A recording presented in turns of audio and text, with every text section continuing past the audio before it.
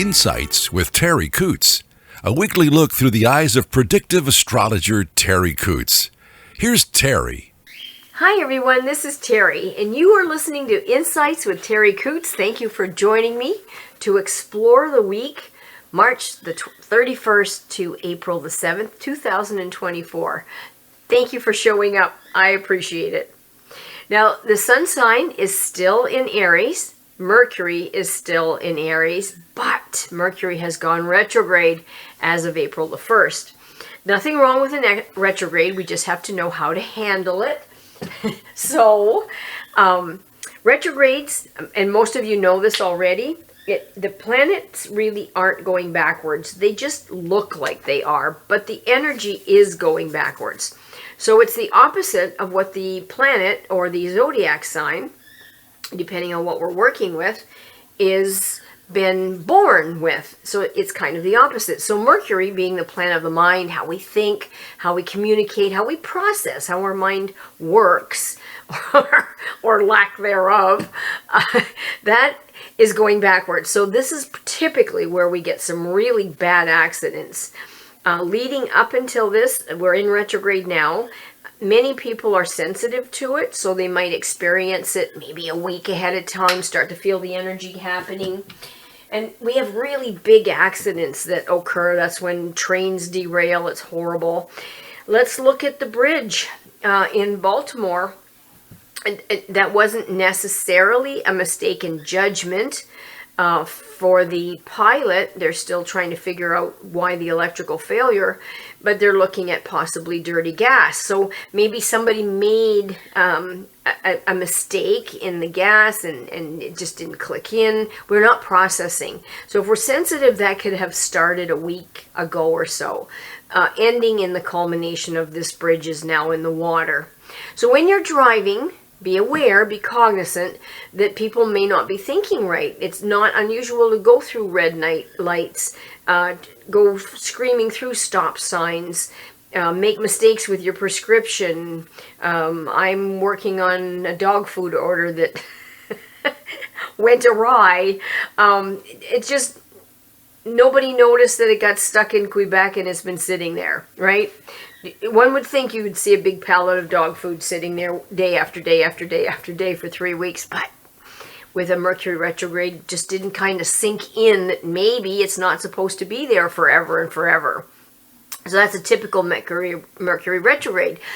So to prepare ourselves for it or to prevent things from happening that are bad, for instance, knowing I was going to be ordering during a Mercury retrograde, I ordered early. I ordered before I was out of dog food. So by the time I get this all straightened out, then I'll be really ready for the dog food to come in. It's a Nookshuk, by the way, if anybody's interested in it. It's a fabulous food. You could go to the website and look it up if you care to. So you just look ahead. What couldn't I live with? I can't live with this, and this. So you prepare ahead. Now, sometimes we have to do things that we don't want to. For instance, we don't have the control. Against my better judgment, I'm having a generator installed on April the 3rd. I'm terrified because this is thinking. It's all the electricity. I have a generator there now, but we're putting in a new one. There's a lot to be thinking about. This is a hotbed of mistakes that could happen. I am trusting in the universe that it wouldn't be put in if it wasn't supposed to. So if they want to delay it till the end of April, I'm good with that. But I can't dictate to them when they can have it because they got to get the hydro there and the gas lines and everything. So on faith, because I don't have a choice, we're putting it in. I'm prepared psychologically for it to not be as smooth as they expect it to be. So they said a couple of hours. I'm got the day booked off. The other thing is that when you're prepared for something, you don't let yourself make it happen by thinking about how it's going to go wrong. I think about how it's going to go right, but I'm prepared for if it doesn't. So if they don't get it hooked up that day, I'm prepared. I've got this ahead, this ahead, this ahead. All phones are charged up. All my work is ahead. I have a message saying I might not be available electrically for the next little bit. Trying to mitigate the damage if you can do that. But just be prepared yourself in your life for the next 3 weeks that mistakes will happen. What's the worst thing that can happen? How can I be ahead of it? Don't make it happen. But the good side of Mercury retrograde is that it lets you redo, go over, reorganize, revamp, anything with a re in it. Go over your accounts to make sure you got everything right. Reorganize your drawers, your closets, your house, your life. So it's a great time to look back, see what you don't care for, and how do I look forward to make a better forward. And that's going to be until the 25th of April.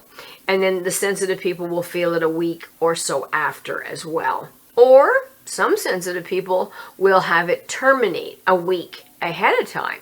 So it just depends on your sensitivity. This is general. Venus, the planet of love and beauty and attraction, is in Pisces. And Pisces energy is a watery, fluid, kind of an energy, it's okay, whatever kind of thing. Fluid, flexible. That's going to go into Aries on the 6th of April.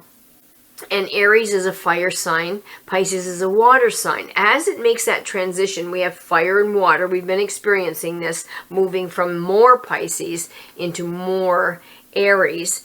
So with this transition, in relationships, because that's what Venus is, there may be a little bit of frustration, a little bit of irritability, a little bit of less tolerance. So just be aware that that could happen. And try not to stress yourself out so that you're already intolerant or stressed or crabby. Of course, none of my listeners get crabby, right? To exacerbate the fire that we have in the sun sign Mercury and now Venus soon. We still have Pisces and Mars. Mars is a fire sign. Pisces is a water sign. So we got that dichotomy going. What we may have to do, that's our passion planet, that's our motivational. You may have to look at how do I motivate myself. So I've been bribing myself. I find when Mars is in a water sign, I'm not quite as worried about things as I used to be, or as maybe I should be. So a typical example of that is I know spring is coming and I should get my tractor, the big Massey Ferguson. I got to get that battery charged up. I got to make sure the hydraulic fluid is there, the oil changes, make sure the tires, everything's good. It's a water sign. I don't want to do it. So I've been putting it off. But I also don't want to put myself in a position that we need the tractor right away and I've got all this to do and it becomes an emergency. So you look to see, what can I do? What can I get away with? What do I have to do at this moment, this very moment? So you just want to look at kind of that stuff. Now, the beginning of the week and part of last week, especially for my sensitive people, backbones, joints, knees, just achy, sore, kind of energy. That's going to be hopefully pinching off a little bit towards the middle of the week. May not be quite as cataclysmic as it felt. So that wasn't a good energy field for that. And then the middle of the week, we're looking more, it might travel down to the calf, the ankles. If you're vulnerable in that area, expect that it's going to happen. Wear good footwear. Just be careful. And when we're changing planets like this, accidents happen too. So be very, very on top of holding onto the railing when you're going down the stairs. And then towards the end of the week, it's going to go down to our feet and our toes. So if you have sensitive feet or you're on your feet a lot for your job, be prepared for that to give you a little bit of grief. And we may be experiencing some head issues like sinus, headaches, migraines if you're prone to them, eye issues, anything the head can be sensitive, especially through this month. Towards the end of the week, yes. But through the month as well, because so much Aries energy, it makes it vulnerable in that area. So just be aware of that, and how do I make sure that I'm okay with that. Now, the number 4 was given to us, and in conjunction, number 4 in conjunction with where the planets are, can offer us a sense of perseverance, where we want to persevere and work at things a little bit more systematically than just hodgepodge. So it gives us a little bit of consistency and wants us to want a little bit more order in our life. That's going to be important. That when we do that, when we are in that energy field, it's more likely that we will achieve success later on, and as we're going. So it's something that supports success. Now remember that if you're going to get into this, and I don't think we have a choice, patience is very important. So when I'm training a dog, I apologize for the phone. I thought I had it buried. Guess not. Excuse me. So patience is really important here. So as I said, when I'm training a dog, I can't just have the dog not jump on the furniture, not jump on people, not steal socks, come when called, know its name. I have to be patient and layer it. So that's where the consistency and the order comes in. I have to be orderly. I have to go in an order. I can't expect one thing without building on success in another area. So there's an order to training a puppy or one of the rescue dogs. I have a new rescue dog in. If anybody needs a new dog, I'm working on this dog to be a therapy service dog. She'll be ready probably in another month or so. And patience has been very necessary. She came from a kill shelter in California. She had lots and lots of issues. She globbed onto me because she has separation anxiety. Probably the biggest, worst case I have ever worked with because of what she went through. She went through almost dying, then being shipped from from Southern California to Washington, and Washington to here, in a crate, locked in, new people, torn away from farmland. It was a huge amount of change in her life. So I had to be patient and slowly work towards my goal, which is you can live if you don't see me. You don't have to see me all the time. You don't have to be leaning on me, and to have her find security in that. So I would say her number 10, patience anxiety, has come down to about a 4 now, and give me another couple weeks and we'll have it way behind us. So number 4 as well, oftentimes doesn't like changes. Number 4, with where the planets are, like to kind of stay the status quo. So you may have to fight that if you happen to be in the middle of some changes in your life.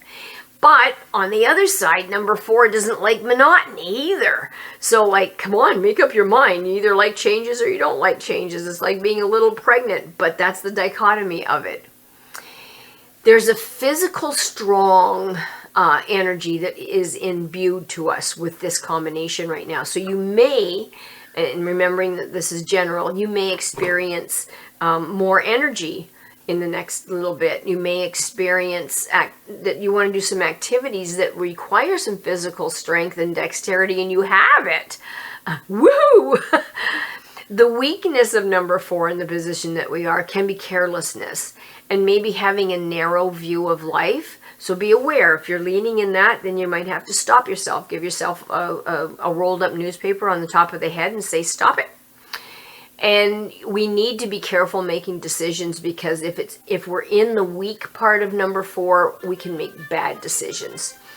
And we need to not turn too inward. I mean, you want to think about things, you want to mull things over, but if this energy gets driven inward, then we can have a real nervous system breakdown. So you want to be aware, am I holding this in, and am I channeling it into myself and turning that stress into a physical difficulty?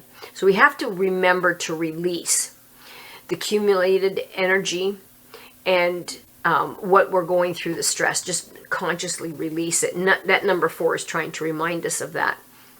The new moon, I will talk about it next week, but the new moon is going to be on the 8th. That's Monday the 8th, and that's in Aries. Now, new just like it sounds. The new moon offers new behaviors, new thoughts, new projects, new ways of approaching things. It's a great energy field to build on a brand new way of thinking about things. And guess what? The solar eclipse is on the 8th as well. Now, I think our life is still going to go on even though we have a solar eclipse and you listen to all the prophecies of all the things that could happen. I really don't think that we're in that. But a real dear friend brought to my attention to maybe do a little bit of a collective consciousness theme.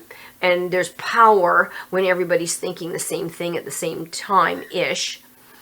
That as the sun starts to leave and it becomes dark, it could be us leaving behind some of our dark thoughts, our anger, our aggression, so that in the nighttime when we're quiet and we can be thought-filled and try to come to some understanding of what's going on, we wrap our minds around what would a new world look like, what would new behaviors look like. And then as the sun comes back to visit us in this solar eclipse, a new awakening, a new enlightening. We see the light. So we're offering people the lack of, during dark, anger, aggression, frustration, bullying, mean thinking, mean behaving, leaning too far on one side and not being available to new ideas or maybe hold another person's thought, to this new enlightening where we can see both sides. We can work towards more compassion, more enlightened way of thinking, better evolved. So if we all thought of that at the solar eclipse and we send it out there to our source and our God and our divine creator, it may not fall on deaf ears. So collective consciousness is very powerful, even from the scientific point of view. So kids, that's what we have going for us in this next week. It's a lot on our plate. It'd be a lot of that's asked to you. When I looked at some of the cards for this particular experience that we're having together, one of the major cards that came up is ending one phase of our life, being ready to start into a new phase. And that's where we're headed with this. So this is really a good and powerful opportunity to leave some things behind with that Mercury retrograde, the new moon, the solar eclipse, and embrace the new for us. What new person would you like to be? What new behaviors? So it's a great opportunity. Speaking of opportunity, I would like to take this opportunity to thank our Charlie O'Brien for all the work he does on the podcast. He has put us on Spotify, on Apple iTunes, Amazon Music, SoundCloud, and YouTube. He gives me the link, and I put that up on Facebook. So, thank you very much for your attention. Thank you to Charlie for creating that website, www.terriworld.com. He has put the last 4 or 5 podcasts on there. He's archived them so that if you happen to have missed any or you want to just revisit it, it's up there thanks to him. If you have any digital needs yourself, don't be afraid to get in touch with Charlie O'Brien. You can search him on Facebook and find him. Or if you can't find him, let me know and I can pass his number along. And thanks to all of you for taking your time to listen to me and offer that wonderful gift. If you need a reading for yourself or your dogs looked at and help with your dogs, feel free to text or call 519-726-6699, or you can email me at terri.coutts@gmail.com. I'd be so honored to work with you. Thanks again, everybody. Bye for now. Thanks for listening to Insights with Terri Coots. Visit Terri's website at terriworld.com, TERRI world.com.